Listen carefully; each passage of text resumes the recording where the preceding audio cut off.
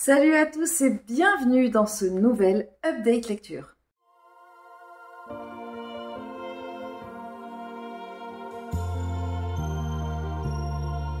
Aujourd'hui, j'ai pas mal de romans à vous présenter. J'ai 4 romans et 2 mangas. Des lectures plutôt bonnes en fait, plutôt même très bonnes. Il y a un coup de cœur, 2. Ouais, je pense qu'il y a au moins 2 coups de cœur. Et 2 très bonnes lectures. Je vais commencer tout de suite avec les mangas. J'ai reçu de la part de la maison d'édition Komiku Édition, j'ai reçu le tome 1 et le tome 2 de Step by Step Sarah, de Kaya, Ayumu Okumura et Naru. Donc là, on va suivre l'histoire d'une petite fille qui se réincarne, enfin une jeune femme. Une jeune femme ou une petite fille? Je commence à avoir des doutes avec les carnets de l'apothicaire. Une personne, je crois que c'est une jeune femme, oui, qui est d'une constitution assez faible en fait, et qui est tout le temps malade et tout ça, et qui va se réincarner dans le corps d'une petite fille qui s'appelle Sarah. Quand elle va se retrouver dans le corps de Sarah, elle va se retrouver dans un monde complètement magique, ce qui n'était pas le cas avant. Donc on part sur un pitch qui est très similaire au carnet de la... Non, à la petite faiseuse de livres. Mais après ça change complètement, parce que là on est dans un univers de fantasy. Sarah, elle va se retrouver elle va faire la rencontre d'une jeune femme qui va la prendre un peu sous son aile. Et à partir de là, elle va comprendre un petit peu quel est ce monde magique. Il y a des créatures, on peut pas... Elle se retrouve dans une espèce de petite maison complètement isolée avec cette jeune femme. Et donc, du coup, elle va comprendre un petit peu comment ça fonctionne. On peut pas sortir comme on veut. Il y a tout un univers magique derrière, un système de magie. Sarah, on va voir qu'elle est assez puissante. Et dans le tome 2, la jeune femme qui l'a prise sous son aile Nelly, c'est ça, va disparaître et donc du coup, enfin ne va pas revenir à la cabane. Du coup, Sarah va sortir un petit peu de sa zone de confort, de la petite maison, pour aller découvrir un petit peu ce qui se passe à la ville. C'est une lecture que j'ai surkiffé. Mais alors que j'ai surkiffé à un point, je pense que j'ai pas de coup de cœur, mais j'ai pas parlé des mangas en tant que coup de cœur. Je pense qu'on n'est pas loin du coup de cœur au niveau du manga. Parce que j'ai adoré le personnage de Sarah, que j'ai adoré le système dans lequel elle est. Elle travaille beaucoup avec les plantes, Sarah. Et j'ai bien aimé le personnage de Nelly et le lien qu'elle crée toutes les deux. L'univers magique dans lequel on évolue est hyper sympa. On n'en sait pas encore beaucoup, mais j'aime bien. On reste quand même sur une fantaisie type médiévale. Elle arrive après dans le village. Oui, ça fait très fantaisie médiévale. Mais même si c'est pas d'une grande originalité, j'ai beaucoup aimé. Je me suis énormément attachée au personnage de Sarah.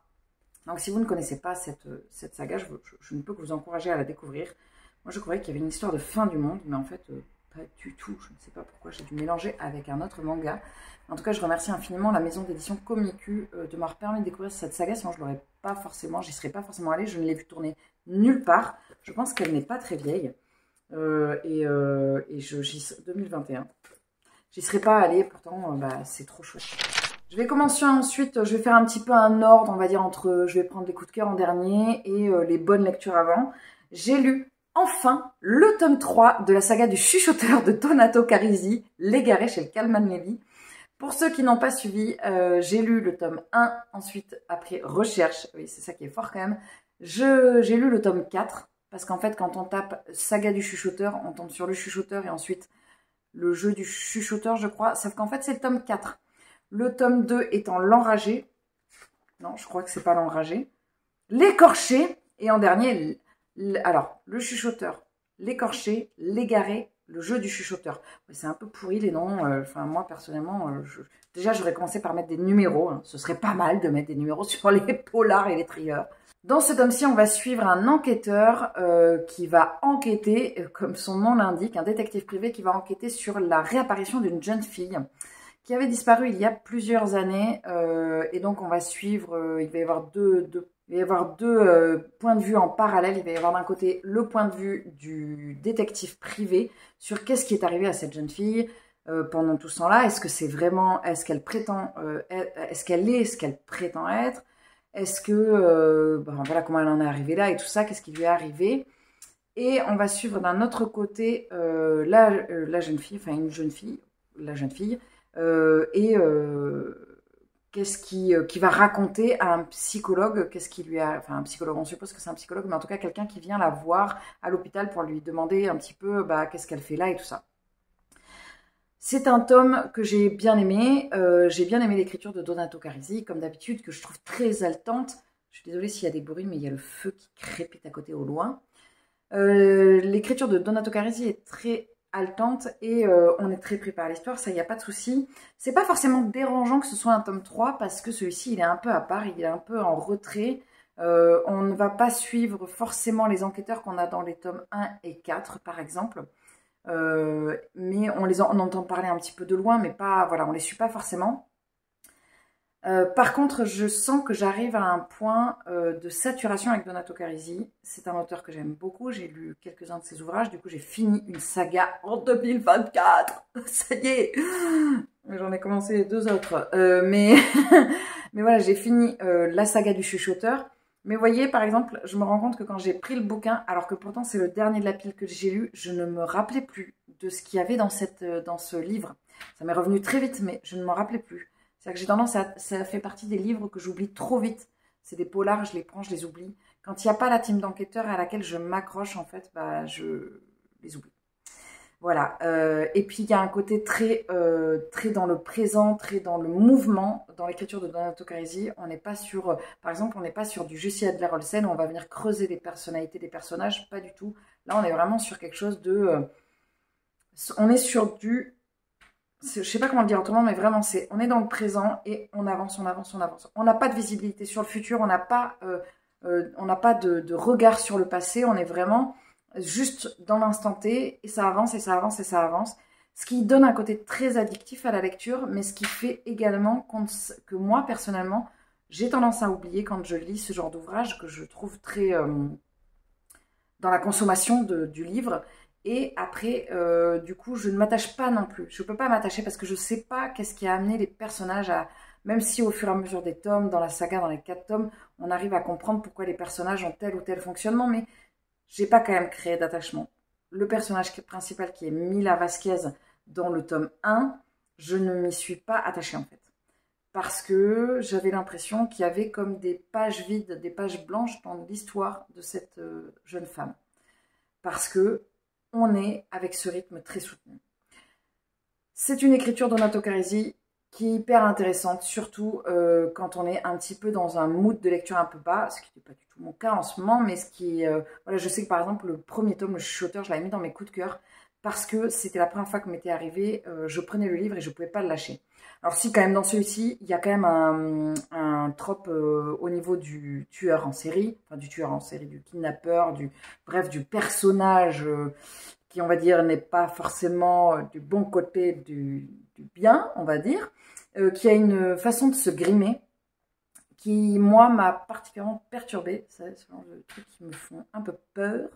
Il faut savoir qu'il y a des trucs qui fonctionnent très bien au niveau de la peur chez moi dans les polars. Et là, j'avoue que j'avais un peu les miquettes. Et notamment, voilà, il y a eu un soir, j'étais là, je lis pas. Bon, j'ai pas mis 50 000 heures à le lire. Hein. J'ai mis 48 heures. En 48 heures, c'était plié. Et encore, c'est parce que je bossais beaucoup. Sinon, je pense que j'aurais presque pu le lire d'un coup. C'est aussi ça, Donato Carisi, c'est ce côté très addictif. J'ai lu également Les Chroniques de l'érable et du cerisier de Camille Monceau, le livre 1, Le Masque de No. Celui-ci, je l'ai lu en lecture commune. Alors, je vais essayer d'oublier personne, mais je l'ai lu avec Claire, les 2 Claire, Étienne. Fanny, je crois, nous a quittés en cours de route et je ne sais pas si Barbara s'est lancée finalement.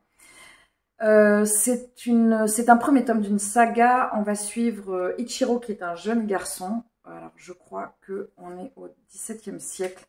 Bref, on va suivre un jeune garçon, Ichiro, qui va être trouvé par un monsieur d'un certain âge qui vit avec une dame d'un certain âge qui n'est pas sa femme. Ils vivent tous les deux dans une maison reculée dans les montagnes. Ils vont trouver le jeune garçon quand il est tout bébé et ils vont décider de s'occuper de lui et surtout le maître va s'occuper de lui et lui enseigner la voie du sabre. Alors, c'est pas dit clairement au début, mais on comprend qu'il lui enseigne la voie du sabre. Et petit à petit, voilà, on va découvrir un petit peu plus sur les us et coutumes du Japon de cette époque. Et ensuite, il va arriver une aventure à Ichiro qui va l'obliger à changer radicalement de vie. Et il va vivre, mine de rien, dans ce bouquin, dans ce premier livre, il va vivre pas mal de vies différentes. Pas mal de... et pourtant, il reste jeune hein, jusqu'à la fin. Je pense qu'il finit, il est autour de la vingtaine. Pas plus, je pense. mais il va vivre plein de vies différentes. C'est un livre que j'ai énormément aimé parce que la plume de Camille Monceau est extrêmement poétique. Elle décrit avec subtilité, délicatesse et finesse le Japon traditionnel. Et c'est incroyable parce que on ne sent pas de faute de goût. On sent pas, ça fait très naturel dans la façon dont c'est écrit. On apprend beaucoup de choses, mais ça fait pas non plus livre d'apprentissage sur la culture japonaise. C'est très bien fait. Le personnage d'Ichiro, il lui arrive, mais 1000 aventures, le pauvre, il a quand même une vie un peu daubée. Et j'ai beaucoup aimé. C'est pas un coup de cœur parce que des fois, ça n'allait pas où j'avais envie que ça aille.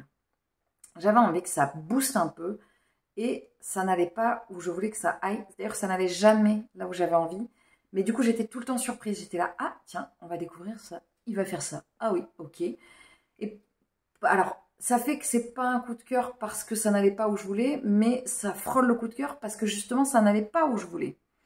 C'est-à-dire que ça sortait un peu des sentiers battus. Cette lecture m'a déstabilisée parce qu'elle raconte l'histoire d'un jeune garçon au Japon médiéval, je vais dire, mais je ne sais pas si je dis pas une bêtise, je déteste faire ça. Donc, je vais éviter de parler d'époque, en fait, mais en tout cas, ça parle d'une époque au XVIIe siècle. Ça y est, j'ai trouvé, elle l'avait mis dans ses dédicaces. C'est pas le Japon médiéval. Merci, Camille Monceau.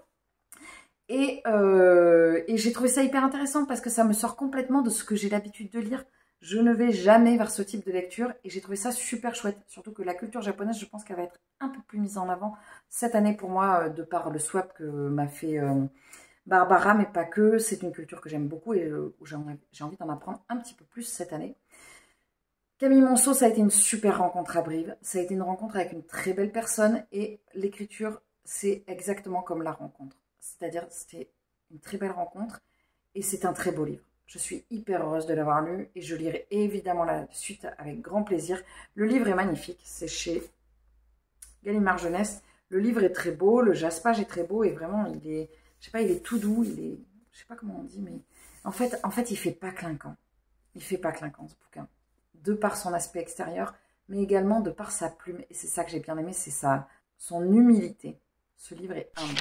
Les deux lectures que je vais vous présenter ensuite, ce sont des coups de cœur. Donc, je vais commencer, ben n'importe. Je vais commencer par Druide d'Olivier Perru qui m'avait été offert par Claire. Nous avons été plusieurs à le lire en lecture commune. Il y avait au moins Fanny, Barbara et Claire, il me semble. Je sais plus parce que j'ai pas noté, je me rappelle plus qui avait fait. On fait tellement de lectures communes que je me mélange. C'est chez J'ai lu. C'est un livre coup de cœur et ça a été mon premier coup de cœur de 2024. On va suivre ici un druide avec ses deux apprentis qui vont aller dans un château où un massacre a été perpétré. Alors, le massacre est absolument ignoble, mais ignoble. Il est bien décrit. C'est pas très long, mais il est bien décrit. Les personnes qui ont été massacrées ont été retournées comme des gants. C'est dégueulasse. Donc voilà, donc je préfère prévenir. Mais après, il n'y a pas tellement de trucs crades dans le bouquin. Mais par contre, cette première scène, on est un peu en mode genre, ok. C'est parti. Ça retourne un peu l'estomac. Et à partir de là, le roi de la contrée où c'est arrivé va donner 21 jours, il me semble, au druide, au brigand, pour arriver à enquêter sur le massacre qui a été perpétré, qu'il a fait, parce que lui, il est persuadé que c'est le roi de l'autre contrée. Et donc, en gros, c'est un prétexte fallacieux pour déclencher une guerre entre le Raimir et le Soringar, on le voit ici. Alors, pourquoi ça a été un coup de cœur? Parce que cette lecture est complètement différente de ce que j'ai lu avant. On est sur de la fantaisie. Voilà, on est sur de la fantaisie, comme d'habitude, avec une ambiance un peu fantaisie médiévale. Quelque chose qu'on a déjà vu, assez basique. Vous n'êtes pas du tout droit, mais de toute façon, c'est trop tard, la caméra tourne depuis trop longtemps, tant pis. Mais c'est pas ça qui était hyper intéressant. Enfin, si ça, moi, c'est quelque chose qui me match hyper bien avec moi, mais ce qui était hyper intéressant, c'est que on a distillé en fait une partie enquête, et finalement le bouquin tourne vraiment sur une enquête fantasy. Et après, alors ça, je dirais que c'est les deux quarts du milieu. Le premier, on est vraiment sur un pitch, un truc très fantasy. Le deuxième et troisième quart, on est vraiment sur la partie enquête. C'est là où j'ai un peu moins adhéré, mais par contre, c'était quand même hyper intéressant de voir. Ben, alors, on va suivre le druide, mais on va suivre aussi d'autres personnages. Il n'y en a pas 50 000, mais on va suivre quelques personnages et savoir un petit peu comment ils en sont arrivés là pendant la guerre. On va suivre un peu les rois, enfin, pourquoi ils en sont arrivés là, je veux dire, à se mener la guerre. Et le dernier quart a été hyper addictif. On apprend des choses sur tout ce qui se passe dans cet univers-là, comment ils en sont vraiment arrivés là, qui sont les druides par rapport au roi et tout ça. Et il y a un petit côté Seigneur des Anneaux, hyper bien, mais hyper bien. Un peu comme si Olivier Perru, il avait pris ce qui fonctionne bien dans Seigneur des Anneaux et ce qui fonctionne bien dans Game of Thrones, juste des petits éléments comme ça qu'il a mis dans son bouquin à lui, qui ne ressemble à aucun autre. J'ai adoré la plume d'Olivier Perru. Alors je dis Olivier parce que des fois c'est Olivier, des fois c'est Olivier. Bon, je dis Olivier. J'ai adoré la plume d'Olivier Perru, j'ai adoré l'histoire et j'ai trouvé les personnages extrêmement attachants. J'ai pas pleuré, mais je garde une petite place dans mon cœur pour Obrigan, qui est le druide qui est très touchant. C'est un livre qui est plein de beaux messages, c'est un livre qui est hyper intéressant, c'est un livre qui est quand même dense, mais ouais, il fait 600 pages, mais c'était vraiment une super lecture. C'est Claire qui m'a offert ce livre. Claire a été m'a fait 2 envois dernièrement, elle m'a envoyé Aurora Squad et Druide. Aurora Squad est mon dernier coup de cœur de 2023 et Druide est mon premier coup de cœur de 2024. Je vous encourage donc à suivre le compte de Claire, c'est Claire Diomi sur Instagram parce que bon, globalement, elle me tente. Maintenant, je pense que j'enregistre quasiment tous ses posts parce que je sais que si ça lui a plu, c'est bon pour moi généralement. Et enfin, la dernière lecture que je vais vous présenter qui est également un coup de cœur, il s'agit du château, le château de Hurle de Diana Wynne-Jones chez Inis Éditions que j'ai reçu en service presse de la part de la maison d'édition. Je remercie encore infiniment la maison d'édition. Le livre en lui-même est très beau, la couverture est vraiment magnifique. Je l'avais vu tourner depuis très longtemps, c'est absolument splendide. Moi ça me fait fondre. On nous raconte que c'est une trilogie et que c'est le livre qui a inspiré le château ambulant de Miyazaki. Donc on va suivre une jeune fille, d'ailleurs c'est pas une jeune femme, c'est une jeune fille qui s'appelle Sophie, qui travaille dans un magasin de chapeaux avec sa belle-mère et ses sœurs. Et en fait, la vie de Sophie va changer du tout au tout au moment où elle va rencontrer une sorcière, la sorcière des steppes, qui va la transformer en une vieille femme de 60 ans. Et Sophie va se retrouver coincée dans le corps de cette vieille femme. Et elle va aller à la découverte d'un personnage. Il y a un château qui déambule un peu partout dans leur monde là. Et elle va aller voir qu'est-ce qui s'y passe et découvrir les habitants de ce château. Le premier tiers de ce bouquin, je pense que c'est ouais, facile, le premier tiers. J'avais vraiment la sensation d'être vraiment dans le château ambulant, dans un Miyazaki. On était vraiment dans le même pitch, ça suivait vraiment l'histoire de Sophie. C'était hyper plaisant, c'était assez jeunesse, mais point trop d'infos, c'était bien dosé. Mais c'était vraiment, j'avais vraiment cette sensation d'être dans le Miyazaki. Et puis, le château va dans un autre endroit, qui est plus terre à terre. Et là, ça m'a fait complètement changer de point de vue. On n'était plus dans Miyazaki, on était dans un autre livre. Et là, j'ai trouvé qu'il y avait une petite pointe de Nevermore. Et ça changeait complètement Ça m'a changé ma vision du livre. J'ai beaucoup aimé. J'aimais beaucoup le début, mais du coup, j'ai vraiment beaucoup plus dégusté. On est sur quelque chose d'assez... on est sur une lecture assez fantastique. On est sur de la fantaisie, mais de la fantaisie avec il faut vraiment s'ouvrir les chakras, s'ouvrir les chakras de l'imaginaire, comme dit Sèvres, il est bien ce livre. Il faut vraiment y aller en mode, ok, je me laisse porter parce que c'est très particulier.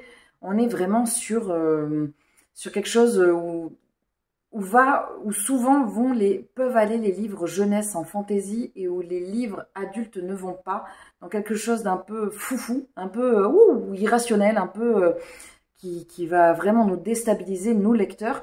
Dans le monde de l'imaginaire adulte, ça n'arrive pas très souvent. Dans le monde de l'imaginaire adulte, on est plus sur de la grosse construction, des fois même de la grosse géopolitique, des trucs, voilà, c'est pas le même... Alors que sur du jeunesse, on part sur des trucs, on est là genre... J'ai pas compris, il faut que je relise. Il a fait quoi? Il a fait ça, mais c'est pas possible. Et alors qu'en fait, on lit que des trucs qui sont pas possibles, mais la fantaisie jeunesse va ailleurs. Elle ose plus. Et c'était hyper bien. J'ai beaucoup aimé. J'ai beaucoup aimé la façon dont se termine le livre. D'ailleurs, c'est marrant parce que souvent, j'oublie les fins de bouquins. Je vais plus retenir les 8/10 d'un livre que la fin, en fait. C'est très étrange, mais sauf pour les polars ou les thrillers. Et encore, des fois, j'oublie même la fin. Mais il y a quelque chose, je sais pas, la fin, je la lis des fois de manière avec tellement d'avidité que je la lis trop vite ou je sais pas, ça m'arrive d'oublier complètement des fins. Et là, elle m'a vachement marqué, je l'ai vachement aimé la scène finale. C'est une lecture qui est hyper plaisante, qui fonctionne très bien avec les plus jeunes et les moins jeunes. Donc, faut pas hésiter à essayer de se lancer là-dedans. Faut juste se dire, ok, on est sur du jeunesse, donc on va oser beaucoup plus que quand on va être sur de l'imaginaire adulte.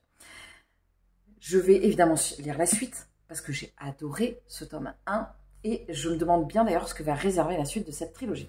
Voilà, bah écoutez, c'en est tout pour ce point lecture qui, ma foi, a été avec des lectures super passionnantes. Comme je vous disais, je suis passée sur un mood, j'essaye de faire une lecture tous les 2 jours et donc du coup ça me fait manger beaucoup de graphiques et ça me fait manger également beaucoup de lectures. C'est-à-dire qu'en ce moment, des fois, le temps que je pouvais passer à scroller, oui, parce que ça m'arrive encore de scroller.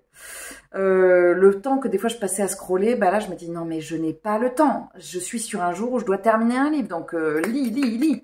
Ça me met pas la pression, justement, ça me recentre, ça me fait vachement de bien. Écoutez, n'hésitez pas à me dire en commentaire si vous avez lu une de ces lectures, si une de ces lectures vous tente dans ces cas-là, ou même des fois vous pouvez mettre juste des emojis. Il y en a certains qui mettent que des emojis. Bah, vous pouvez mettre n'importe quel emoji du moment qu'il n'est pas vulgaire, évidemment, cela va de soi. Mais en tout cas, n'hésitez pas à mettre juste un emoji si vous n'avez pas forcément envie de commenter, ou ne rien mettre, hein, d'ailleurs. Vous faites bien ce que vous voulez, évidemment. J'espère en tout cas que cette vidéo vous aura plu, c'est le principal. Je vous retrouve très vite dans un prochain update, avec grand plaisir. Je vous souhaite encore une bonne année, parce que normalement, quand cette vidéo sortira, on est encore en janvier. Et je vous souhaite une très bonne journée, une très bonne semaine, un très bon mois, et je vous dis à très vite. Salut!